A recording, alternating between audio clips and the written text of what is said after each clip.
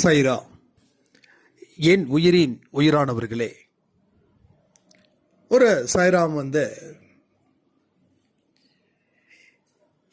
ஏகப்பட்ட விமர்சனங்கள் என் மேல வச்சு என் வாழ்க்கைய சுத்தமா கெடுக்க நினைக்கிறார்கள். நான் எவ்வளவோ வாதாடி பார்த்தோம், என்னால ஜெயிக்க முடியல. இவங்களை எதிர்த்து நான் வாழணும், ஜெயிக்கணும். அதற்கு உரிய வழிகள் என்ன இருக்கு, எந்தெந்த முறையை ஹேண்டில் பண்ணா சாய்பாவோட ஆசீர்வாதம் எனக்கு கிடைக்கும் அப்படின்னு ஒரு சாய்ராம் கேட்டிருந்தாங்க. அவங்களுக்கு உரிய பதில்களும், இன்னும் 2 முக்கியமான கேள்விகள் இருக்கு, அதற்கு உரிய பதில்களையும் இன்னைக்கு நம்ம பார்க்க போறோம். ஸோ ஒரு விஷயத்த நல்லா புரிஞ்சுக்கோங்க. கடவுள் உங்களை தன் குழந்தையா எடுத்து வச்சதால தான் இந்த அன்பேசாய் குடும்பத்தில் நீங்க இருக்கீங்க. ஏன்னா இங்க பக்தியை தாண்டி அவர் மேல அன்பு அதிகரிக்குது. அன்பை தான் இங்க சொல்லிக் கொடுக்கிறோம், பக்தியை சொல்லிக் கொடுக்கல, அன்பை சொல்லிக் கொடுக்கிறோம். அந்த அன்பின் வெளிப்பாடு தான் இங்க அன்பேசாய். இந்த அன்பேசாயில நிறைய மிராக்கிள்ஸ் நடக்குது அப்படின்னா அதுக்கு காரணம் நம்மளுடைய அன்பு. சாயப்பா மேல வச்சிருக்கக்கூடிய அன்பு, அவர் நம்ம மேல வச்சிருக்கக்கூடிய அன்பு, ரெண்டுமே சேர்ந்து நம்ம பலத்தை அதிகரிச்சு நம்ம வாழ்க்கையில ஒரு நிலையான சந்தோஷத்தை, நிம்மதியை தேடி தருது இந்த அன்பு. அப்ப அவருடைய குழந்தையா நீங்க இருக்கீங்க அப்படின்னா இங்க வெற்றி நிச்சயம். இது சாயின் சத்தியம். அவரு தான் உங்க உயிரா நினைக்கிறவங்க அன்பேசாயில நிறைய நிறைய பேர் இருக்காங்க. ஆனா இதெல்லாம் இருந்து என்னங்க, பட் இப்படிப்பட்ட விஷயங்கள்லாம் நடக்குதே. ஒரு விஷயத்தை புரிஞ்சுக்கோங்க, கடவுள் உங்களுக்கு சில விஷயத்தை தெரிவிக்கிறார். உங்களுக்கு மன கஷ்டத்தை கொடுத்தாங்களாம் சரி, உங்களை எதிர்த்து விமர்சனம் வச்சாலும் சரி, கடவுள் உங்களுக்கு ஏதோ ஒரு விஷயத்த சொல்ல வராருன்னு நீங்க புரிஞ்சுக்கிட்டீங்களா? புரிஞ்சிக்கலைன்னா புரிஞ்சிக்க முயற்சி பண்ணுங்க. நீங்க நல்ல அளவில் அதை புரிஞ்சுக்கிட்டீங்கன்னா இந்த மாதிரியான விஷயத்துல இருந்து நீங்க உங்களை காத்துக்கலாம். நம்ம வாழ்க்கையில நிறைய மோசமான சம்பவங்கள் எப்ப நடக்குதுன்னா,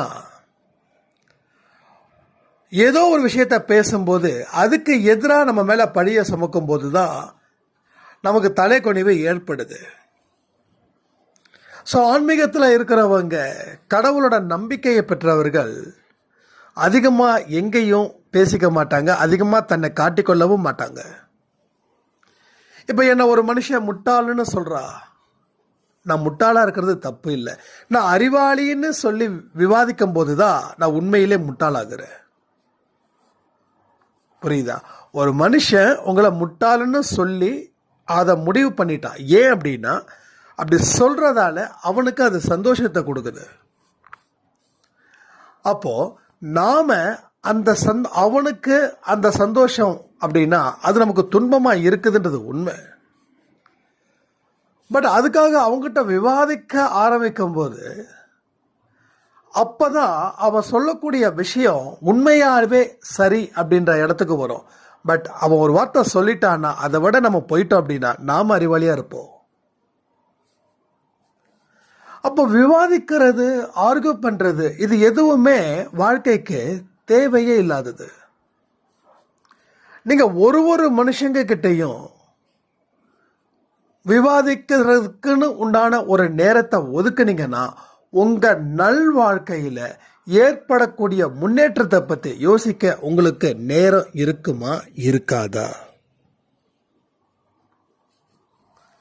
அஃப்கோர்ஸ் நேரம் இருக்காது.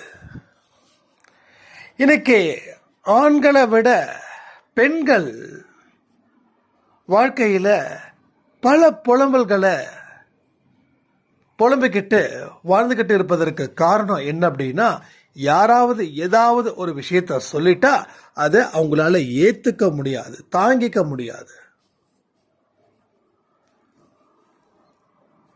இதை தாங்கிக்க முடியாதுன்றதுக்காக தான் உங்களுக்கு இந்த வருத்தம் வருது. ஆனால் தாங்கிக்க முடிஞ்சுது அப்படின்னா வருத்தம் இல்லாமல் அந்த இடத்த விட்டு நீங்கள் நகர்ந்துடலாம்.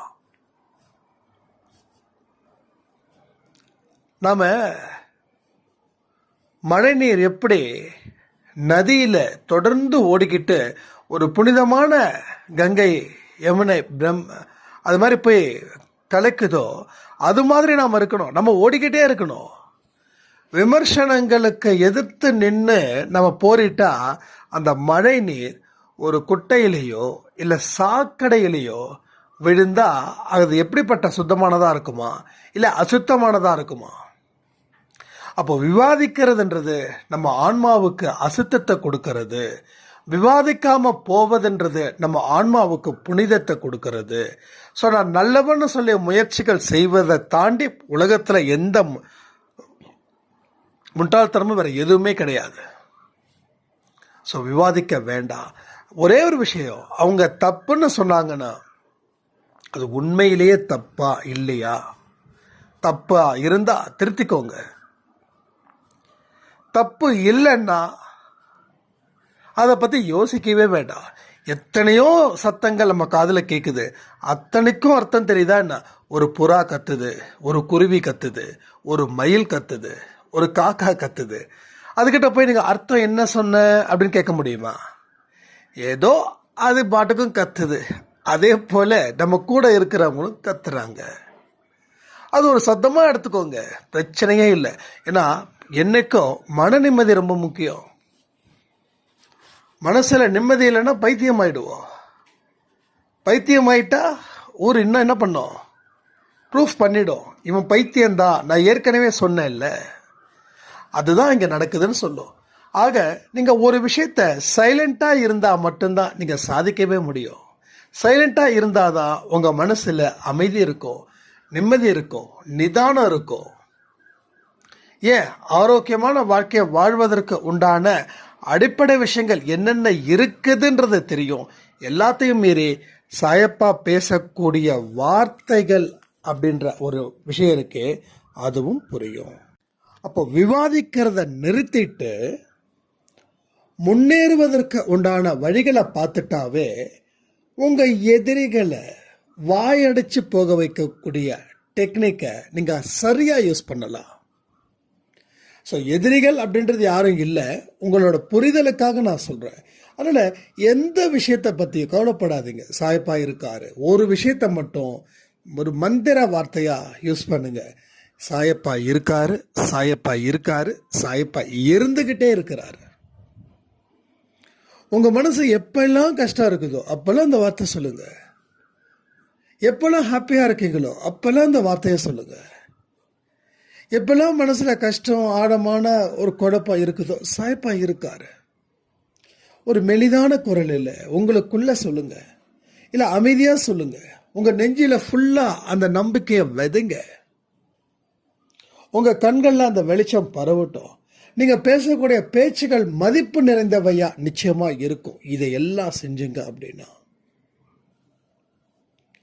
ஒரு மனுஷன் காலையில இருந்து நைட்டு வரைக்கும் எத்தனை விதமான விஷயத்தை யோசிக்கிறான் தெரியுமா? எவ்வளோ பேசுகிறான், எவ்வளோ குழப்பம் அடைகிறான், எவ்வளோ பயப்படுறா, எவ்வளோ ஹாப்பியாக ஃபீல் பண்ணுறா, என்னென்ன எல்லாம் சிந்திக்கிறா. நல்லா புரிஞ்சுக்கோங்க. எனக்கு ஒரு விஷயம் ரொம்ப பிடிக்கும். தனிமையில் இருக்கும்போது எதை பற்றி சிந்திக்கிறோன்றது நமக்கு முக்கியம். கூட்டத்தில் இருக்கும்போது எதை பற்றி பேசுகிறோன்றது முக்கியம். இது சரியாக இருந்தால் தப்பிச்சுக்கலாம், தப்பாக இருந்தால் மாட்டிப்போம். இப்போ நீங்கள் ஃபார் எக்ஸாம்பிள் எல்லாம் வீட்டில் அம்மா அப்பா எல்லாம் இருக்காங்க, ரைட்டு சூப்பர், எல்லாம் பேசுகிறீங்க போகிறீங்க. இப்போ திடீர்னு எல்லாரும் வந்து வீட்டை விட்டு வெளில போகிறாங்க, அவங்கவுங்க வேலைக்கு போகிறாங்க. ஸோ இப்போ நீங்கள் வீட்டில் தனியாக இருக்கீங்க, ரைட்டா? நீங்கள் தனியாக இருக்கீங்க.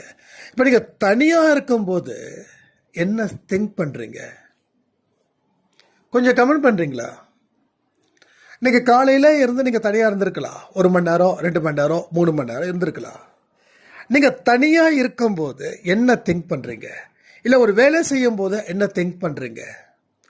உங்கள் திங்கிங் எதை வச்சு இருக்கு? உங்கள் வாழ்க்கையில் நடந்த சம்பவம், அதில் சந்தோஷமான பதிவுகளா இல்லை மோசமான பதிவுகளா, எதை பற்றி நீங்கள் அதிகமாக ஆழமாக சிந்திக்கிறீங்க? இப்படி சிந்திக்கிறதால என்ன பிரச்சனை வரும் தெரியுமா? துன்பத்தை பற்றி அதிகமாக சிந்திச்சிங்கன்னா துன்பத்தை தொடர்ந்து நீங்கள் எடுத்துக்கிட்டே இருக்கீங்கன்னு அர்த்தம். இன்பத்தை பற்றி சிந்திக்கிறீங்கன்னா இன்பத்தை தொடர்ந்து எடுத்துக்கிட்டே இருக்கீங்கன்னு அர்த்தம். இன்பம் வந்தால் துன்பம் வரும், துன்பம் வந்தால் இன்பம் வரும். மூணாவதாக ஒன்று இருக்கு, அதை நீங்கள் எடுத்துட்டீங்கன்னா இன்பமும் இல்லை துன்பமும் இல்லை. உண்மையிலே சொல்கிறேன், எக்ஸலண்ட்டான விஷயம் அது. நான் ஒரு காலத்தில் சந்தோஷமாக இருக்கணும்னு நினச்சேன். ஆனால் எவ்வளோ சந்தோஷமாக இருந்தாலும் அந்த நிம்மதின்றது காணாமல் போயிடுது. ஏன்னா எதை நீ கூப்பிட்றியோ கூடவே ஒன்று வரும், எதை ஒன்று விட்டு போதோ அதுவும் திருப்பி போகும். அப்போ எதை கூப்பிட்றோம்? இன்பத்தை கூப்பிட்றோம். ஸோ துன்பமும் வரும். அப்போ இன்பம் துன்பம் இது மாறி, இன்னைக்கு காலையில் கொடுத்த ஆடியோ கூட இதை பற்றி தான் நம்ம பேசியிருக்கோம். இது மாறி மாறி தான் வரும். இது கண்டிப்பாக இருந்துதான் ஆகும். நீ வெற்றி வேண்டும் ஆசைப்பட்டனா தோல்வி வரும், தோல்வி வேணும்னு ஆசைப்பட்டனா வெற்றி வரும். என் தோளில் மாலை, புகழ் மாலை தோளில் சுமக்கணும் அப்படின்னா அந்த மாலை வாடுற வரைக்கும் தான் அந்த தோளுக்கு மரியாதை. அந்த மாலை வாடிடுச்சுன்னா அந்த தோளுக்கு மரியாதை இல்லை. புரியுதா உங்களுக்கு? ஸோ ஒரு பிளாஸ்டிக்கான மாலை போட்டால் மதிப்பு கிடையாது, ஏன்னா அது என்றைக்கும் ஒன்றும் ஆகாது, அப்படியே இருக்கும். ஆனால் ஒரு உண்மையான பூவை வச்சு மாலை கட்டி போட்டால் எவ்வளோ நேரம் போட்டுக்க முடியும்? காலையில் போடுற மாலை ஈவினிங் மேலே வாடிடும், வதங்கிடும், அப்புறம் கொஞ்சம் கொஞ்சமாக கொட்ட ஆரம்பிச்சிடும், அதுக்கப்புறம் வெறும் நார் மட்டும்தான் இருக்கும். ஸோ இன்பம் வந்தால் துன்பம் வரும், துன்பம் வந்தால் இன்பமும் வரும். ஆனால் இங்கே பல பேருக்கு இந்த ஒரு விஷயத்தை புரிஞ்சுக்கிட்டாவே வாழ்க்கையில் ஜெயிச்சிடலாம். என்ன, துன்பம் வருதா, அடுத்தது இன்பம் தானே வரும், அது வந்து தானே தீரும் அப்படின்னு யாரும் நினைக்கிறது இல்லை. துன்பம் வந்துருச்சா துன்பம் தான் வரும்னு நினைக்கிறவங்க ஜாஸ்தி. இந்த நினைப்பாலேயே இன்பம் அப்படின்றது வராமலே போயிடுது. கண்ணுக்கு வந்தும் அது வராமலாம் போகலை, கண்ணுக்கு வந்தும் இவங்களுக்கு அது தெரியல. அது யாரோட தப்பு இல்லை தானே. ஸோ பாயிண்ட் நம்பர் 1, எது வேணுமோ கூடவே ஒன்று வரும். இதை புரிஞ்சுக்கணும், என்றைக்குமே புரிஞ்சுக்கணும். வெற்றி வேணுமா, அப்போ தோல்வியை சந்திக்க தயாரா? தோல்வியை சந்திக்க தயார்னா வெற்றி எடுத்துக்கோ. இல்லைங்க வெற்றி மட்டும்தான் வேணும்னா அது வராது. ஆனால் பலருக்கு இந்த இடத்துல தான் ஒரு பெரிய சர்க்கிள். வெற்றி வேணும், வெற்றி வேணும், வெற்றி வேணும், வெற்றி தான் என் தாரக மந்திரம். நான் எந்தெந்த முடிவெல்லாம் எடுக்கிறேனோ அத்தனையிலும் வெற்றி வேணும். அந்த தோல்வியும் கொஞ்சம் இருக்கும், 10-20% இருக்கும். இப்போ 80% வெற்றி அடங்கியிருக்கிறதால நீ வெற்றி அடைஞ்சிருக்க. அந்த வெற்றிக்குள்ளேயே 20% தோல்வியும் அடைஞ்சிருக்குது. இந்த 20%ன்றது மெல்ல மெல்ல 30, 40, 50, 60, 70, 80, 90, 100 போகும். அப்போ தோல்வி குறையும். அப்போ ஒரு சந்தோஷம் வந்தால் ஒரு துக்கம் வரும், ஒரு துக்கம் வந்தால் ஒரு சந்தோஷம் வரும். இது மனுஷனை பாதிப்படைய வைப்பதற்கு உண்டான வழிகள். ஸோ மனுஷன் இந்த 2 விஷயமே பாதிக்குது, இன்பமும் பாதிக்குது துன்பமும் பாதிக்குது. எப்படி இன்பம் பாதிக்குதுன்னா, இவன் முடிவு பண்ணிட்டான் இனி இன்பம் மட்டும்தான் என் வாழ்க்கையில் இருக்கும், ஹாப்பியாக நான் இருப்பேன்னு. அப்போ கூடவே துன்பமும் வருதா, அப்போ துன்பம் வந்தவொடனே என்ன ஆகுது, இன்பம் பறந்து போயிடுது. அப்போ உனக்கு எல்லா விஷயத்துலையும் பாதிப்பு வருது. அப்போ இந்த விஷயத்தை எடுக்காம இன்னொரு விஷயம் இருக்கு, அதை பார்க்கலாமா? நம்ம சிந்திக்கும் போது ஹாப்பியான மூமெண்ட்டில் சிந்திக்கிறோம், ஓகே ரைட் சூப்பர், மனசு இப்போ சந்தோஷமாக இருக்குது. ஆனால் உன் மனசு இப்போ மட்டும்தான் சந்தோஷமாக இருக்குது. எப்பயுமே சந்தோஷமாக இருக்குமா? நீ எதை இன்பம்னு நினைக்கிறையோ அதை உன்னை விட்டுட்டு போயிடுச்சுனாலும் நீ சந்தோஷமாக இருப்பியா? அழுவல்ல, கதறி கதறி அழுவீங்கல்ல. சும்மாலாம் அழ மாட்டோம், கதறி கதறி அழுவோம், தேம்பி தேம்பி அழுவோம். ஏன்னா நீ இன்பத்தை சுவாசிக்கிற, துன்பத்தை வேண்டான்னு சொல்கிற. ஸோ இதை சுவாசிச்சா அதுவும் வரும். அப்போ இந்த 2 விஷயமும் இல்லாமல் தனியாக இருக்கும்போது எந்த மாதிரியான சிந்தனைகள் இருக்கணும், அது ரொம்ப முக்கியம். அப்போ வாழ்க்கையில் முன்னேறுவதற்கு உண்டான வழிகள் என்ன, எந்தெந்த வழிகளெல்லாம் நம்மளுடைய செயல்களை பலப்படுத்தலாம், நம்மளுடைய எண்ணங்களை பலப்படுத்தலாம், எந்தெந்த இடத்துலலாம் நம்ம பலகீனமாக இருக்கோம், வெற்றி பெறுவது எப்படி அப்படின்றத விஷயத்தை தான் நம்ம நோக்குறோம். எல்லா விஷயம் அப்படிதான். வெற்றி பெறுவது எப்படின்றத மட்டும் யோசி. சரி, அப்படி யோசிச்சுட்டா எல்லாரும் வெற்றி பெறணும் தானே.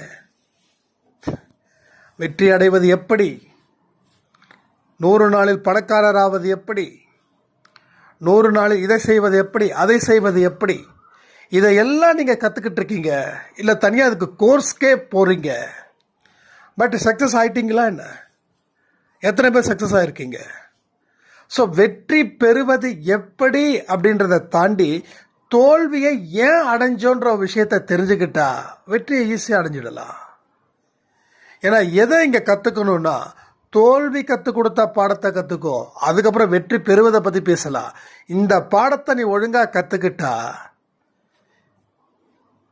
இந்த பாடத்தை வச்சு நீ அழகாக வெற்றி பெறலாம். ஆனால் தோல்வியை நம்ம என்ன பண்ணுறோம்? விரும்பலை. சரி, தோல்வியை விரும்பலைன்னா தோல்வி உங்களை விட்டுட்டு ஓடிடுமாண்ணா?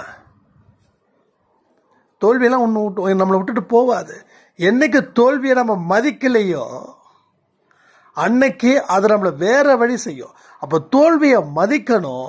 தோல்வி கற்றுக் கொடுத்த பாடத்தை கவனத்தோடு கேட்கணும்.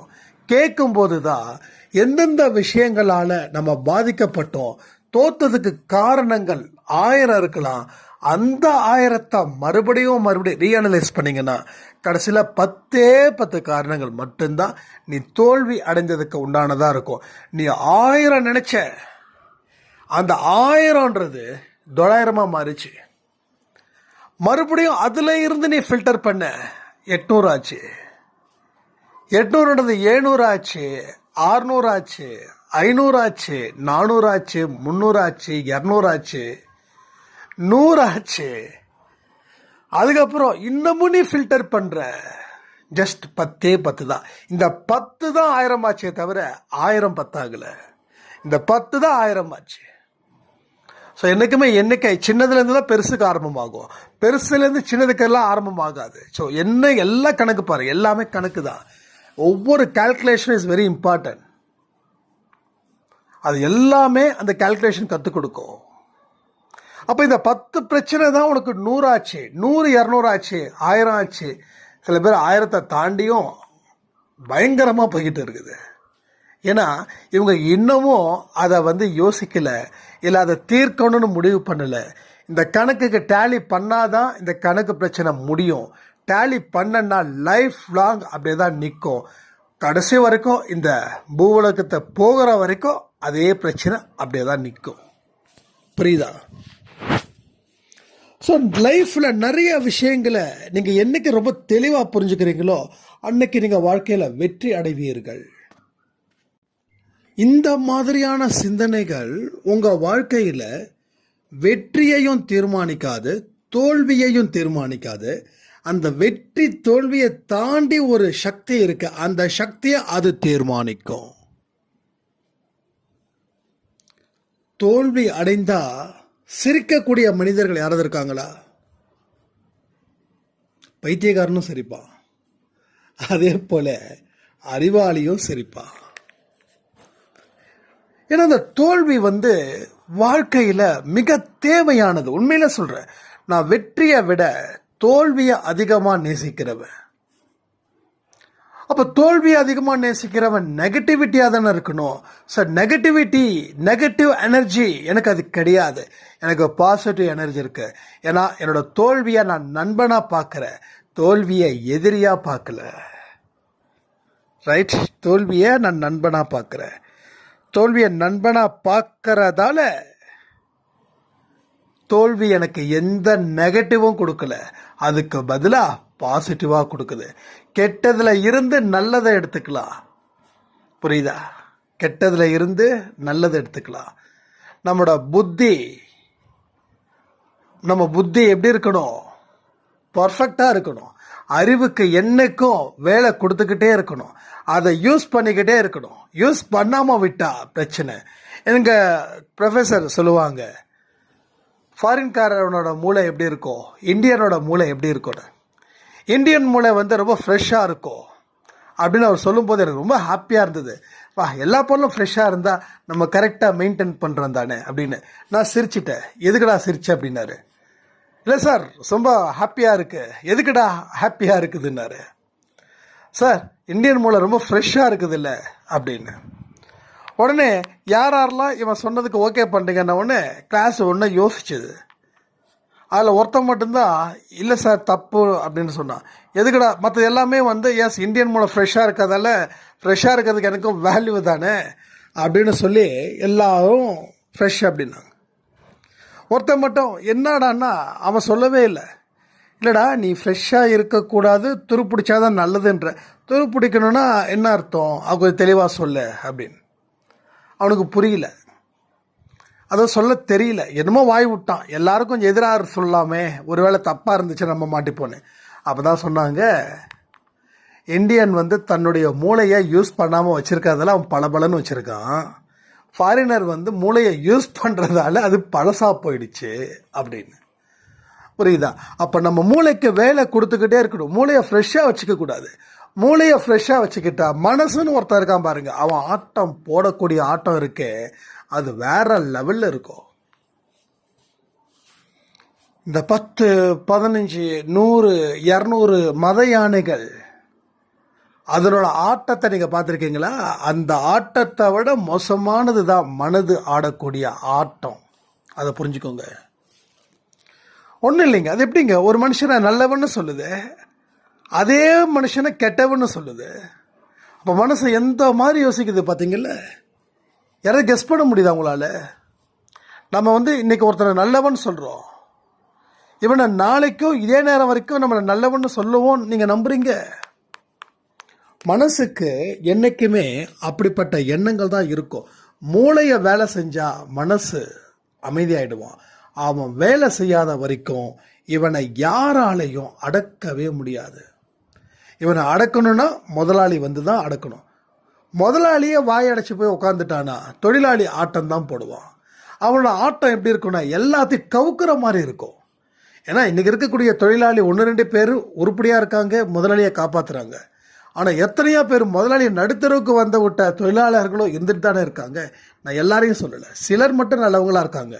பலர் எந்த நேரத்தில் எப்போ எங்கே குழி பறிக்கலாம், எப்போ தள்ளி விடலாம், எப்போ நமக்கு அந்த சீட்டு, இது எல்லா இடத்துலையும் அந்த சீட்டு பிரச்சனை ஜாஸ்தியாக இருக்கு. சின்ன இடத்துலேருந்து பெரிய இடம் வரைக்கும் இந்த பிரச்சனைகள் இருந்துக்கிட்டு தானே இருக்கு.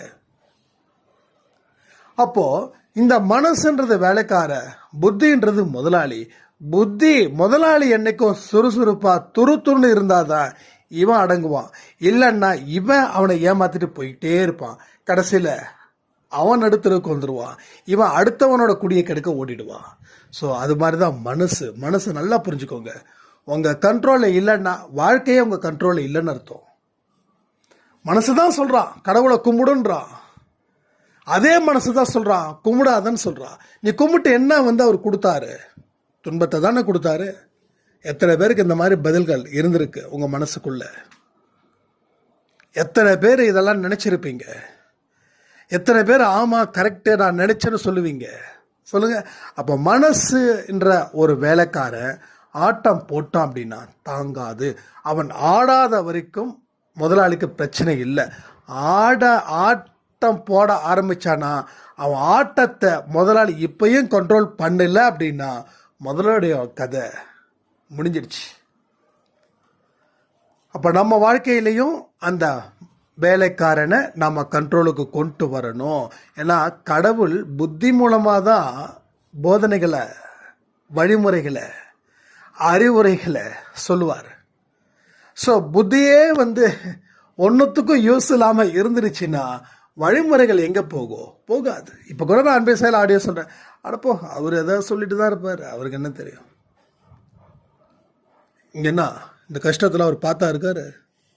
என்னமோ அவருக்கு ஏதோ நேரம் நல்லா இருந்தது, சுக்கிரன் ஹையில் இருந்தான், சந்திரன் இங்கே இருந்தான், சூரியன் மேலே இருந்தான், புதன் கீழே இருந்தான், இன்னும் எத்தனையோ கிரகங்கள் சைடில் ஓடிட்டு இருந்தாங்க. அதனால் அவருக்கு நல்ல நேரம், அவருக்கு அடிக்குது அதிர்ஷ்டம். இந்த மாதிரியான தாட்டம் ஓடும், நமக்கு எல்லாமே தெரியும். ஆனால் ஒரு விஷயம், அது எதுவுமே உண்மை இல்லைன்னா இப்போ நீங்கள் சிந்திப்பீங்களா? அது எதுவுமே உண்மை கிடையாது. அது எதுவுமே உண்மை கிடையாது. ஏன்னா நம்ம ஒரு டைமில் சொன்னாங்க, சுக்கிர தசை உங்கள் பையனுக்கு செமையாக அடிக்கும். அடிச்சுது, பயங்கரமாக அடிச்சுது, ஓட ஓட அடிச்சு அடிக்க விட்டாங்க கடன் வாங்கி. எப்பா சுக்கிர தசைன்னு சொன்னியப்பா அப்படின்னா, இன்னும் கொஞ்ச நாளில் சரியாயிடும்னாரு ஒருத்தர். கொஞ்ச நாள் இல்லையா, சரி பார்ப்போம் அப்படின்னா அடுத்த கொஞ்ச நாள் வந்தது. அன்னைக்கு ஓடினது 50ல் ஓடணுன்னா இன்றைக்கி நான் 100ல் ஓடினேன். இன்னைக்கு இல்லை, அன்னைக்கு சொல்கிறேன். அப்போ சுக்கிரன் என்ன பண்ணிகிட்டு இருக்காரு? அதான் கேட்டேன், மிஸ்டர் சுக்கிரன் என்ன பண்ணிகிட்டு இருக்கீங்க? ஒருவேளை தூங்கிட்டீங்களா? உங்கள் திசையில் நான் ஓடிட்டுருக்கேன். உங்கள் திசையில் ஓடுவோன்னு பார்த்தா கடைசியில் சனி திசையை நோக்கி ஓடிட்டுருக்கேன். எல்லாம் ஒட்டுமொத்த அத்தனையும் என்னை துரத்துது அப்படின்னு. ஸோ எதுவுமே எல்லாம் சும்மா ஜஸ்ட்டு அவ்வளோதான். நம்ம ஒரு ஆறுதல் அடைஞ்சிக்கிறோம். ஏதோ ஒரு படத்தில் ஏதோ ஒரு ஹீரோ, ஒரு அம்மா கேரக்டர் பண்ணக்கூடிய ஒருத்தவங்க சொல்லுவாங்க, ஆடி முடிஞ்சு ஆவணியில் எல்லாம் நல்லாயிருக்கும், பையன் சூப்பராக டாப் மோஸ்ட்டாக வந்துடுவான்னு.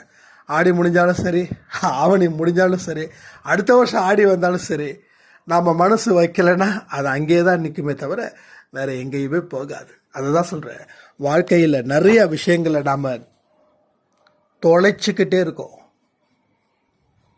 நிறைய விஷயங்கள், தொலைச்ச விஷயங்கள் அத்தனையுமே அற்புதமானவை.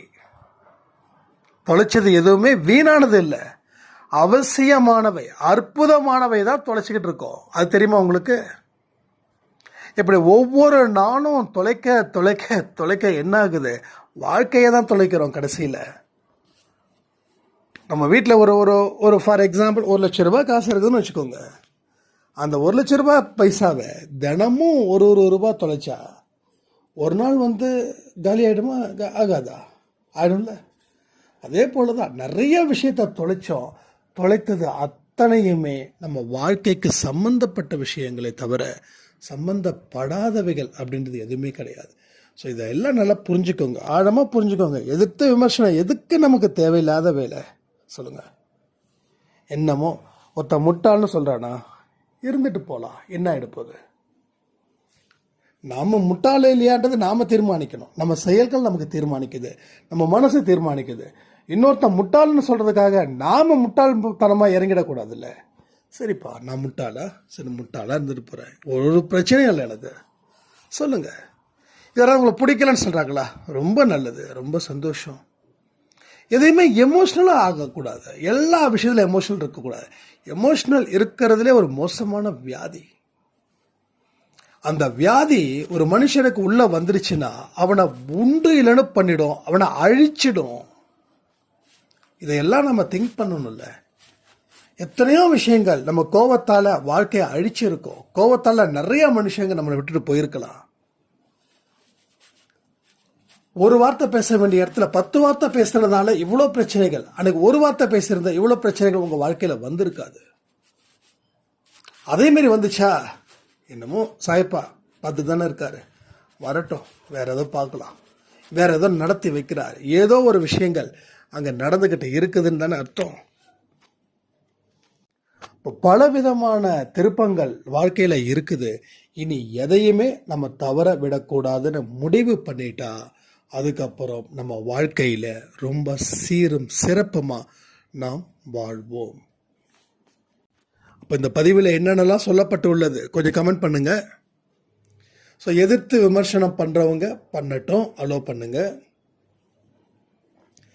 தனியாக சிந்திக்கும்போது எந்த மாதிரியான சிந்திக்கக்கூடிய திறன் இருக்கணும் அப்படின்றதையும் இதில் பேசியிருக்கோம். வெற்றியை விட தோல்வி எவ்வளோ பெரிய ஒரு வரம் அப்படின்றதையும் பேசியிருக்கோம். கஷ்டங்கள் மூலமாக ஞானம் பிறக்குது. ஞானம் பிறக்கிறதால எது நல்லது எது கெட்டதுன்னு தெரியுது. ஸோ பாவம் எது புண்ணியம் எதுன்ற கணக்கும் தெரியுது. அப்போ எத்தனை விஷயங்கள் நம்ம வாழ்க்கையில் நம்ம கீழே தள்ளுனாலும் உண்மையிலேயே அது கீழே தள்ளுவது இல்லை. கீழே தள்ளுவதை போல தள்ளி அதை ஒரே ஜம்பாக மேலே கொண்டு போய் சேர்த்து நம்ம வாழ்க்கையை பெருமைப்படுத்துவதில் சாய்பாவை தாண்டி வேறு யார் இருக்காங்கன்றதை யோசித்து பார்த்து உங்கள் வாழ்க்கையில் அற்புதமான நகர்வுகளை நீங்கள் நகர்த்தணும். பலவிதமான நன்மைகளை நம்ம குடும்பமும் நம்மளும் பெறணும். நம்மளை சுற்றி இருக்கக்கூடிய மனுஷங்களுக்கு நல்ல வழிகாட்டியாக நாம் இருக்கணும், நல்லவர்களை மதிக்கணும். அப்போ தான் நம்மளையும் மக்கள் மதிப்பார்கள் சொல்லி இந்த ஆடியோவை நான் முடிக்கிறேன். ஜெய் சாய்ராம்.